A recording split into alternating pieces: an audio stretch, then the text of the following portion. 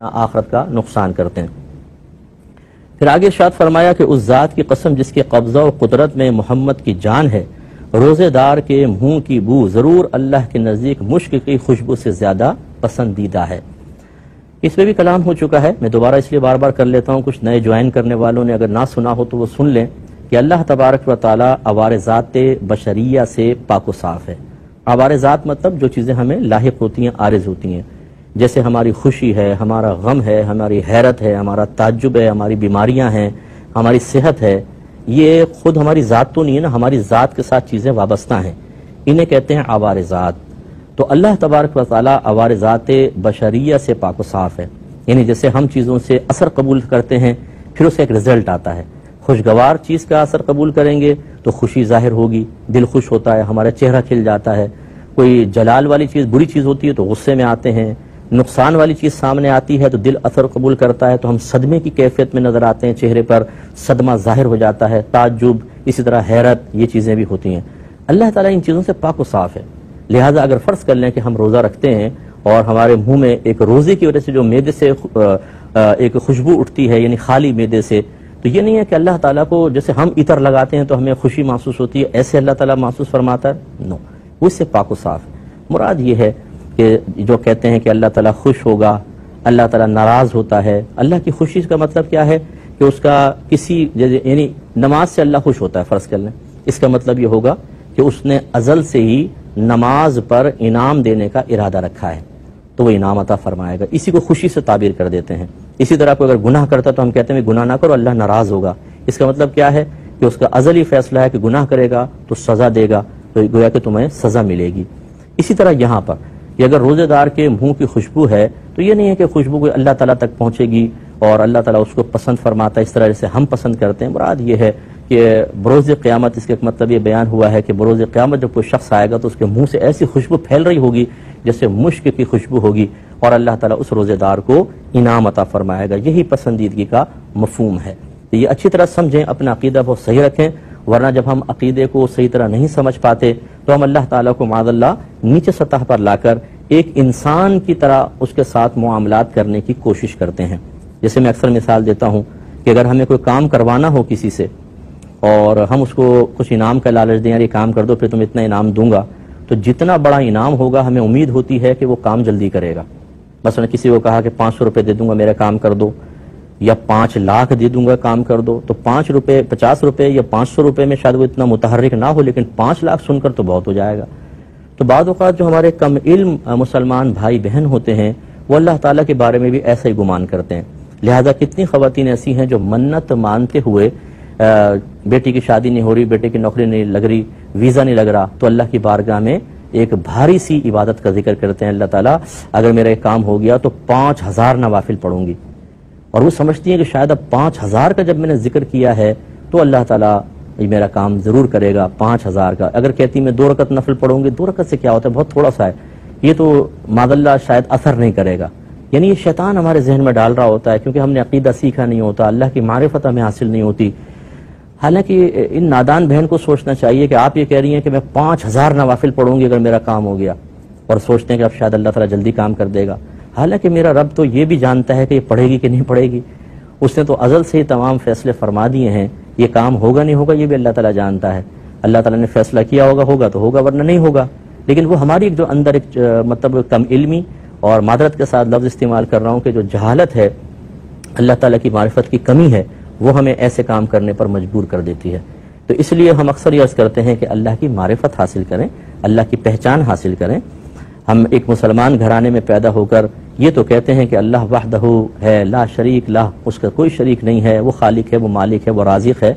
یہ تو مطلب یہ کہ اچھی چیزیں ہیں، یہ بھی ہمارے عقیدے کا حصہ ہیں، لیکن اور زیادہ تھوڑی سی معرفت حاصل ہونی چاہیے، اور یہ باقاعدہ سیکھنے سے ہوتی ہے۔ اور فرمایا کہ روزے دار کے لیے 2 خوشیاں ہوں گی جن سے وہ خوش ہوگا۔ ایک خوشی اس وقت جب وہ روزہ افطار کرے گا، یہ خاص طور پر آپ دیکھیں کہ جب ہمیں روزہ بہت سخت لگ رہا ہو، گرمیوں کے روزے جو ہوتے ہیں اس میں دن لمبے ہوتے ہیں، اسی طرح باہر کے ملکوں میں بعض اوقات جو ہے وہ 20-20 گھنٹے کے 18-18 گھنٹے کے روزے ہوتے ہیں، لمبے لمبے روزے ہوتے ہیں، اور بھوک زبردست قسم کی لگ رہی ہوتی ہے، نقاہت بہت زیادہ ہوتی ہے۔ اس وقت جب آدمی افطار کرتا ہے تو جو لطف ہے وہ آپ سب جانتے ہیں کہ کتنا لطف آتا ہے کہ انسان جب کھجور کھا کے پھر کوئی ٹھنڈا شربت پیتا ہے یا کوئی لسی وغیرہ پیتا ہے تو ایک دم خوشی سی محسوس ہوتی ہے اور پھر وہ چیزیں کھاتے ہیں. تو ایک خوشی تو یہ ہے جو انسان کو اللہ نے دنیا میں عطا فرمائی. اور ارشاد فرمایا دوسری خوشی اس وقت ہوگی جب وہ اپنے روزے کی وجہ سے اپنے رب سے ملاقات کرے گا. یعنی خصوصی طور پہ اللہ تعالیٰ اس کو اپنی بارگاہ میں حاضری کا شرف عطا کرے گا اس روزے کی وجہ سے. اس کا مقام علیحدہ ہوگا. اور جیسے روایت گزر چکی ہے کہ انہیں جنت کے خاص دروازے سے بلایا جائے گا کہ ریان دروازہ ہوگا کہ وہ آئیں اور آپ اس سے داخل ہوں اور وہ اس سے داخل ہوں گے. یہ روزہ داروں کے اعزاز میں ہوگا. تو دوسری خوشی اس وقت ہوگی اور وہ خوشی بڑی قابل دید ہوگی. کیونکہ ایک ہوتا ہے کہ آپ جیسے افطار کے لیے بیٹھے ہوئے ہیں, سامنے سب روزے سے ہیں, کوئی پریشانی نہیں ہے, کوئی محروم نہیں ہو رہا, کسی کو حسرت محسوس نہیں ہو رہی, تو یہ بھی خوشی ہے لیکن کم. میدان محشر میں معاملہ یہ ہوگا جب آپ کو انعام مل رہا ہوگا تو جو کافر وغیرہ ہیں یا خدا نخواستہ بے عمل مسلمان ہوگا وہ جب آپ کے انعام کو دیکھے گا تو حسرت پیدا ہوگی, رشک پیدا ہوگا. کافر تو صدمے کی کیفیات میں چلے جائیں گے جب مسلمانوں کو انعام دیکھیں گے, حسرت بالائے حسرت ان کے اوپر طاری ہوگی. تو ان کے سامنے جب انسان کو انعام ملے گا تو اور زیادہ خوشی ہوگی. جیسے سمجھانے کے لیے عرض کر رہا ہوں, جیسے اگر بچہ گھر میں ہے اور ٹیچر پڑھانے کے لیے آتے ہیں, بچے نے اچھا پڑھا, انہوں نے 50 کا نوٹ نکال کر دے دیا, اس سے بچوں کو خوشی ہوگی. لیکن اگر کلاس میں ہیں اور اس نے اچھا پڑھا اور ٹیچر نے سب کے سامنے 50 کا نوٹ نکال کر دیا تو یقیناً بچے کو گھر میں ملنے والے نوٹ سے زیادہ خوشی ہوگی. وجہ کیا ہے کہ وہ لوگوں کے سامنے ہے, کچھ محروم ہیں, اس کو انعام مل رہا ہے, تو اس سے ذرا بوئے کمال محسوس ہوتی ہے جس سے نفس کو اور زیادہ لذت ملتی ہے. اسی طریقے سے میدان محشر میں جب اللہ تبارک و تعالی روزے داروں کو انعام دے گا تو وہ خوشی ایسی ہے کہ جس کو دنیا میں نہیں بیان نہیں کیا جا سکتا, اس کا صحیح اندازہ بھی نہیں کیا جا سکتا. یہ تو میدان محشر میں ہوگا. اس لیے ہمارے وہ بھائی بہن جو چھوٹی چھوٹی وجوہات کی بنا پر روزہ چھوڑ دیتے ہیں, ہمارے گھر کی وہ خواتین جو یہ عذر بناتی ہیں, جی کیا کروں, گھر کے افراد زیادہ ہیں, مجھے کپڑے بھی دھونے ہوتے ہیں, مجھے یہ بھی کرنا ہوتا ہے, افطار کی چیزیں بنانی ہوتی ہیں, سحری تیار کرنی ہوتی ہے, مجھ سے روزہ نہیں رکھا جاتا. اگر اسی بہن کو گورنمنٹ اعلان کر دے, یو کے گورنمنٹ ہو مثلا, کہ تمہیں ہر روزانہ اگر ایک روزہ رکھو گی 1000 پاؤنڈ ملیں گے, پھر دیکھیں وہ کیسے نہیں رکھتی ہیں روزہ. یو ایس اے کی گورنمنٹ $1000 دینے کا اعلان کر دے, پھر دیکھیں یہاں پر 1,00,000 روپے کا اعلان ہو جائے, ہر روزے کے بدلے میں ایسی خواتین کو 1,00,000 روپے ملیں گے, تو مہینے کے 30 روزے 30 لاکھ, 29 روزے 29 لاکھ. پھر دیکھیے کہ یہ بہنیں کیسی ہمت کے ساتھ رکھتی ہیں. تو برا نہ مانیں. اسی طریقے سے مرد حضرات ہیں کہ مطلب میں صرف سمجھانے کے لیے عرض کرتا ہوں کہ جب ہم اس طرح کی مثال سنتے ہیں تو اپنے نفس سے جب پوچھتے ہیں کہ ہاں بھئی اس وجہ سے تیار ہوگے, تو کہہ کہ ہاں بالکل تیار ہوں گا. تو ہمیں سوچنا چاہیے کہ یہی نفس پہلے بھی تھا, یہی نفس اب بھی ہے. جب مادی انعام سامنے آیا تو فوراً تیار ہو گیا. اخروی انعام اتنے بڑے بڑے بیان ہوں, یہ اسی سستی میں رہتا ہے. اس کا مطلب یہ ہوا اس نفس میں بگاڑ ہے. یہ آپ کا دوست نہیں ہے, یہ دشمن ہے. یہ آپ کو روکتا ہے نیک اعمال سے, اللہ کی بارگاہ میں مقبول ہونے سے. حالانکہ اس کی تکلیف یہ بھی سہے گا,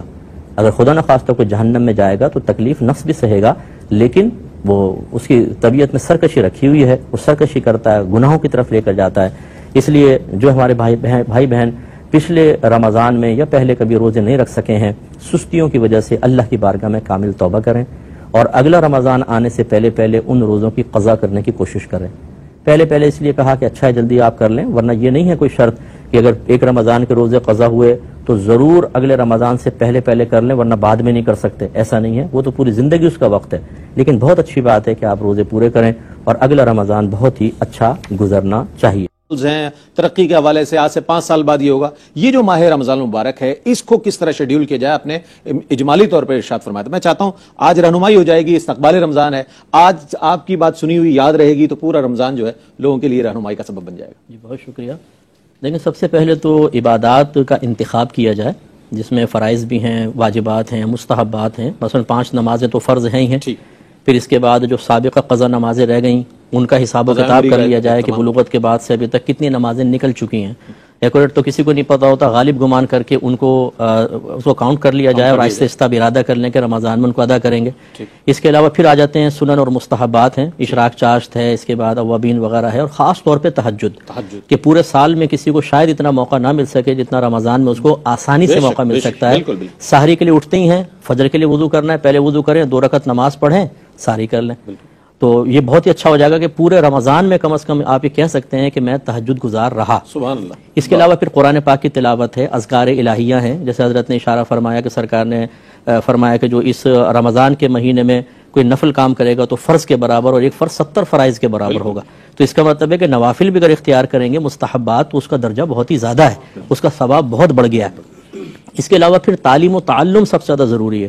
آج کل اپنے گھروں کے اندر ہے اور آن لائن ایجوکیشن بہت آسان ہو گئی ہے. تو ایسا اگر کوئی ان کو سلسلہ مل جائے کہ کہیں فرض علوم سیکھنے کا موقع مل رہا ہے، کہیں پر کوئی اور چیزیں سکھا رہے ہیں، تو اس کلاس کو جوائن کریں اور ایک اپنا ٹائم جو ہے وہ ضرور تعلیم و تعلم کے لیے بھی رکھیں. اسی طرح گھر میں بچے ہیں، بچوں کو اگر آپ مصروفیات نہیں دیں گے تو وہ کھیل کود اور شور شرابے میں ٹائم گزاریں گے. ان کے لیے بھی اسی طریقے سے ایک اسکیجول تیار کریں کہ بھئی اس ٹائم اٹھنا ہے، ساری کرنی ہے، پھر اس ٹائم تک اس ٹائم سو جائیں، پھر آپ نے اٹھ کر نماز پڑھنی ہے، فلاں قرآن پاک کی تلاوت، دیگر چیزیں اس طریقے سے. تو پورا گھر جو ہے وہ پورے مہینے اگر ایک مستقل بنیادوں پر اس طرح عبادات کو اختیار کرے گا تو ایک تو اکابرین کی یاد تازہ ہوگی کہ یہ تو ہم ایک مہینے کا شیڈول تیار کر رہے ہیں، ان کی زندگی کا ہر لمحہ اسی کے تابع تھا، ہر گھر ایک انسٹیٹیوشن بن جائے گا بالکل. اور اس کے پھر اثرات اگلے پورے سال پر مرتب ہوں گے. حقیقی طور پر جس نے رمضان کی قدر کر لی اس نے گویا کہ اپنی قدر کی ہے، اللہ تعالیٰ کی بارگاہ میں باقدر بنے گا. تو اس لیے ان دنوں کی زیادہ ہمیں قدر رکھنی چاہیے.